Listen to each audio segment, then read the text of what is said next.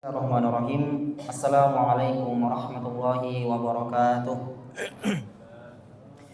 Alhamdulillahi rabbil alamin. Wassalatu wassalamu ala asrofil anbiya'i wal mursalin sayyidina Muhammadin wa ala alihi wa sahbihi ajmain, amma ba'd. Jamaah salat Jumat yang insyaallah dirahmati dan dimuliakan oleh Allah Subhanahu wa taala. Sebelum kita melaksanakan salat Jumat, dari pengurus Masjid Ar-Rahman akan menyampaikan beberapa hal. Yang pertama, insyaallah yang akan bertindak sebagai khatib pada Jumat kali ini ialah Bapak Al-Ustaz Dr. Herman SPDI MPDI, Imam Bapak Ustaz Asnawi SHI. Selanjutnya laporan keuangan Masjid Ar-Rahman. Saldo kas Jumat lalu sebesar Rp5.104.894. Penerimaan isi kotak infak Jumat lalu sebesar Rp3.160.000. Isi kotak infak harian sebesar Rp2.006.000. Terima sumbangan dari hamba Allah sebesar Rp1.000.000. Terima sumbangan dari hamba Allah sebesar Rp1.000.000. Terima sumbangan dari hamba Allah sebesar Rp300.000. Terima sumbangan dari hamba Allah sebesar Rp200.000. Dan terima sumbangan dari hamba Allah sebesar Rp150.000. Adapun pengeluaran rutin sebesar Rp500.000, sabun cair untuk di WC sebesar Rp319.400, pembersih kaca sebesar Rp50.000, laundry kain putih sebesar Rp104.000, buka puasa Senin Kamis dan Yaumul Bid sebesar Rp1.837.500, pembayaran WiFi sebesar Rp302.500, taklim rutin sebesar Rp400.000, snack taklim sebesar Rp150.000, dan snack malam Jumat sebesar Rp140.000, sehingga sisa saldo kas hingga hari ini sebesar Rp9.117.494. Penyampaian selanjutnya kepada jamaah yang memiliki alat komunikasi berupa handphone agar bisa dinonaktifkan selama acara Jumat berlangsung, dan juga kepada anak-anak yang berada di lantai 2 agar bisa menjaga keamanan dan ketertiban selama acara Jumat dimulai. Kemudian selanjutnya juga kami ucapkan terima kasih kepada jamaah sekalian yang telah berpartisipasi di masjid kita ini, secara khusus dalam rangka buka puasa Senin dan Kamis serta Yaumul Bid yang kita laksanakan 4 hari berturut-turut di masjid kita ini, sejak hari Senin tanggal 13 Rajab sampai hari Kamis kemarin. Atas nama pengurus dan jamaah mengucapkan terima kasih. Semoga bagi jamaah yang telah berpartisipasi diberikan pahala, diberikan balasan oleh Allah Subhanahu wa taala dengan balasan yang terbaik. Kemudian yang terakhir juga kami sampaikan terkait tentang progres pengadaan karpet baru di lantai 1 di masjid kita untuk saf ke-7 dan saf ke-8. Alhamdulillah sudah ada sumbangan yang masuk sebesar Rp1 juta. Oleh karena itu sisa yang kita butuhkan untuk saf ke-7 dan saf ke-8 di lantai 1 sebesar Rp33 juta dari total yang awalnya Rp34 juta. Oleh karena itu kembali kami mengajak kepada jamaah yang ingin berpartisipasi dalam pengadaan karpet baru tersebut dapat menyerahkan bantuannya kepada pengurus Masjid Ar-Rahman. Inilah yang sempat kami sampaikan. Sebelum kami tutup, kembali kami mengajak kepada jamaah sekalian bahwa insyaallah setelah kita melaksanakan sholat Jumat nanti, kita akan melaksanakan sholat jenazah atas berpulangnya ke rahmatullah Bapak Jamaluddin Lili yang wafat kemarin tadi malam di Rumah Sakit Islam Faisal. Insyaallah sebentar kita akan melaksanakan sholat jenazah, kemudian dimakamkan di pemakaman Islam Panaikang. Beliau merupakan suami dari almarhumah Ibu Bidan Ati yang di Abdullah Deng Sirwah. Semoga Allah Subhanahu wa taala menerima amal kebaikan almarhum dan keluarga yang ditinggalkan diberikan ketabahan oleh Allah Subhanahu wa taala. Inilah yang sempat kami sampaikan, kurang dan lebihnya mohon dimaafkan. Wassalamualaikum warahmatullahi wabarakatuh. Dan kepada Bapak Ustaz kami persilakan.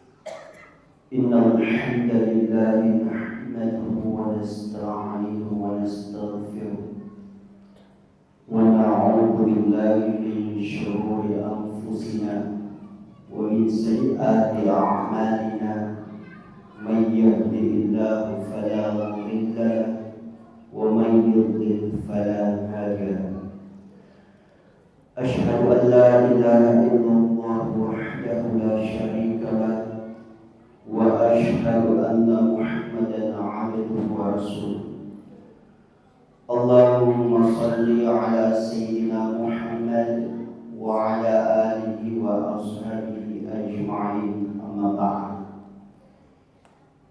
يا أيها الذين آمنوا اتقوا الله حق تقاته ولا تموتن إلا وأنتم مسلمون قال الله تعالى في الكتاب الكريم أعوذ بالله من الشيطان الرجيم بسم الله الرحمن الرحيم وما خلقت الجن والإنس إلا ليعبدون صدق الله العظيم. Puji syukur marilah kita senantiasa panjatkan kehadiran Allah Subhanahu wa taala, sebab Allah masih memberikan kita lembaran-lembaran kehidupan hingga siang hari ini, sehingga kita masih bisa hadir bersama-sama di tempat yang penuh berkah ini. Salawat serta salam marilah kita senantiasa limpahkan kepada Rasulullah SAW dan kepada para keluarganya, para sahabatnya, tabi'in, tabi'ut tabi'in, dan kepada para ulama, sebab mereka lah yang merupakan role model atau contoh yang terbaik yang harus kita ikuti. Jamaah Jumat yang dirahmati oleh Allah Subhanahu wa taala. Di dalam surah At-Tin ayat 4 Allah berfirman, laqad khalaqnal insana fi ahsani taqwim. Sungguh kami telah menciptakan manusia fi ahsani taqwim, dalam bentuk sebaik-baiknya. Berdasarkan dari ayat ini, maka kita berani mengambil kesimpulan bahwa segala makhluk ciptaan Allah Subhanahu wa taala yang paling pertama menempati posisi pertama, yang paling terbaik adalah al-insan, adalah manusia. Apalagi di dalam ayat ini ada negasi, ada penegas dari Allah Subhanahu wa taala, sebab ayat ini didahului dengan huruf taukid laqad yang memberikan fungsi bahwa setelah huruf taukid laqad adalah negasi, tegasan Allah Subhanahu wa taala. Jadi kita manusia adalah makhluk yang sempurna dibanding makhluk ciptaan Allah yang lain. Akan tetapi di dalam perjalanan manusia itu, sekalipun kita dianggap sempurna, diciptakan oleh Allah Subhanahu wa taala, namun di dalam perjalanannya nanti, dalam kehidupan kita, maka bisa saja manusia lebih hina daripada binatang, dan bisa saja manusia lebih mulia daripada malaikat di dalam perjalanannya. Lalu kemudian, apa sebenarnya tujuan Allah Subhanahu wa taala menciptakan yang namanya manusia, menciptakan yang namanya makhluk, khususnya manusia yang menjadi objek pembahasan? Apakah manusia diciptakan oleh Allah Subhanahu wa taala hanya sekedar kerja, tidur, kerja, tidur, kerja, tidur, begitu seterusnya berputar? Ternyata tidak begitu. Allah Subhanahu wa taala menciptakan yang namanya manusia. Allah menjawab, ketika kita berpikir apa sebenarnya tujuan hidup saya diciptakan oleh Allah Subhanahu wa taala, tidak usah kita yang menjawab, tetapi Allah yang menjawab sendiri melalui Quran surah Al-Dariyat ayat 56. Kata Allah, "Wa ma khalaqtul jinna wal insa illa liya'budun." Aku tidak menciptakan jin dan manusia illa kecuali liya'budun, hanya untuk beribadah kepada-Aku. Maka inilah tujuan mengapa Allah Subhanahu wa taala menciptakan al-insan, menciptakan manusia hanya untuk beribadah kepada Allah Subhanahu wa taala. Liya'budun. Perhatikan katanya. Sebelum kata a'budun, Allah mendahului dengan menyambung huruf lam. Lam itu dalam kaidah nahwu shorof disebut lam ta'lil, lam penyebab. Mengapa Allah Subhanahu wa taala mengapa Allah Subhanahu wa taala ciptakan manusia? Disebabkan a'budun, untuk beribadah. Jadi lam ta'lil, lam penyebab, memberikan negasi, memberikan tegasan bahwa sesungguhnya kita manusia diciptakan oleh Allah Subhanahu wa taala untuk beribadah kepada Allah Subhanahu wa taala. Lalu kemudian setelah kita memahami bahwa ternyata manusia diciptakan oleh Allah hanya untuk beribadah sesuai dengan negasi Allah Subhanahu wa taala dalam Quran surah Al-Dariyat ayat 56 ini, maka sampai di situ pengkajian kita. Tentu tidak sampai di situ, tidak stagnan sampai di situ pengkajian kita, karena harus dianalisis kembali apa sebenarnya makna a'budun yang ada dalam ayat ini. Kalau kemudian kita tidak menganalisis, kita tidak membedah ayat ini, maka bisa saja pemikiran kita terkait tentang ibadah hanya sekedar sholat saja. Kalau kita tidak membedah, menganalisis ayat ini, maka bisa saja pemikiran kita, Allah memerintahkan saya beribadah berarti sholat saja, puasa saja, zikir saja, baca Quran saja. Kalau kita tidak belajar merujuk dari ulama-ulama tafsir Al-Quran. Akan tetapi ketika kita belajar dari ulama-ulama pakarnya Al-Quran, maka tentu kita memahami pemaknaan ayat ini dengan secara meluas. Salah satu pakar Quran, Profesor Quraisy Shihab, mengatakan dalam tafsirnya, tafsir Al-Misbah, mengatakan bahwa makna dari ayat ini, ibadah yang menjadi objek pembahasan di dalam ayat ini, itu ibadah itu banyak sekali, luas yang namanya ibadah. Maka luasnya ibadah itu hanya dua aspeknya. Aspek pertama ibadah mahdah, aspek kedua ibadah gairu mahdah. Aspek ibadah mahdah kata Quraisy Shihab adalah ibadah murni, ibadah langsung kepada Allah Subhanahu wa taala, seperti sholat, zikir, baca Quran. Ini semua masuk dalam kategori ibadah mahdah, ibadah murni.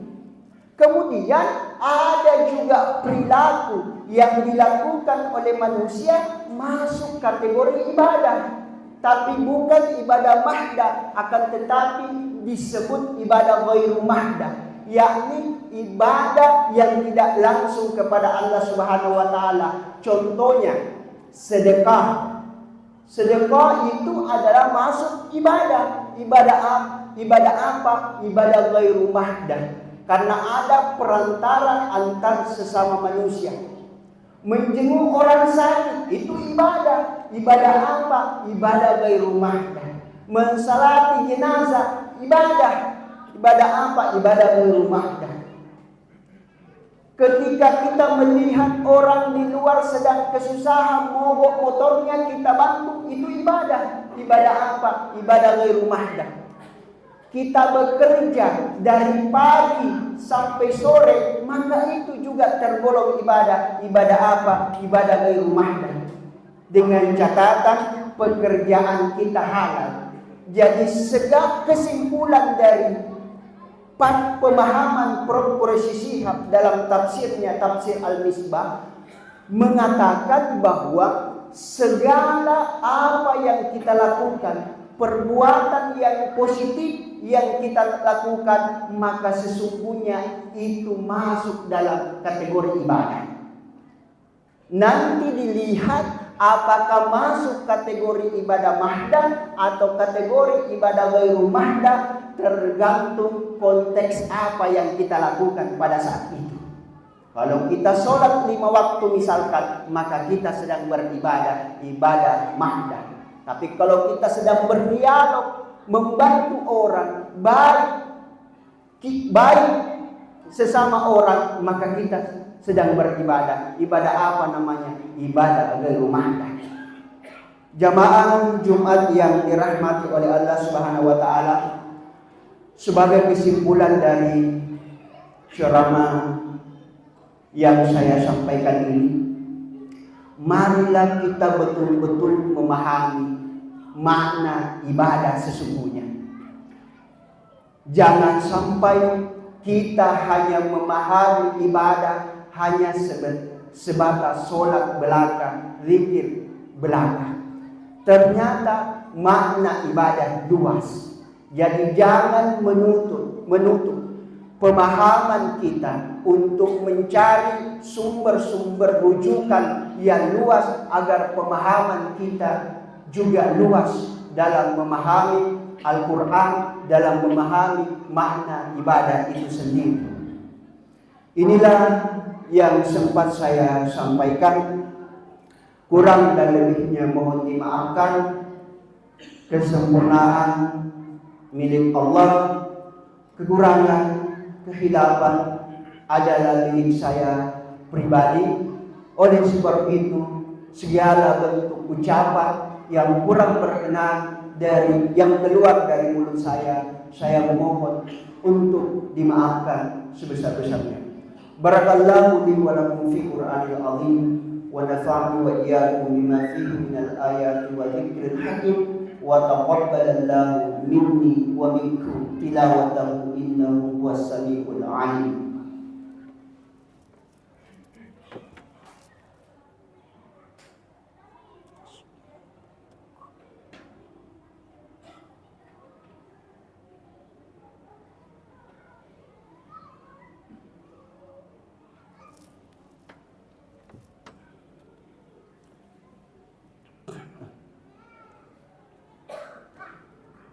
Alhamdulillahi rabbil alamin wa bihi nasta'inu ala umuri dunya waddin.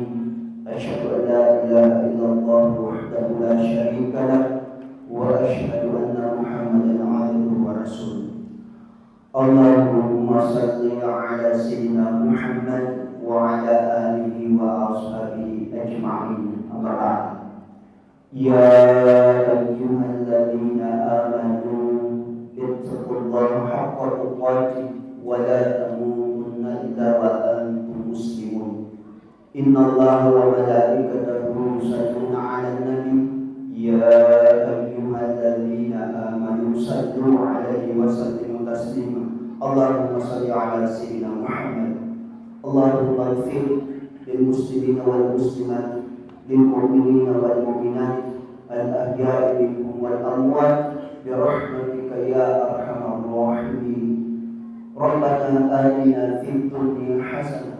fil akhirati hasanah wa qina adzabannar. Amin ya rabbil alamin.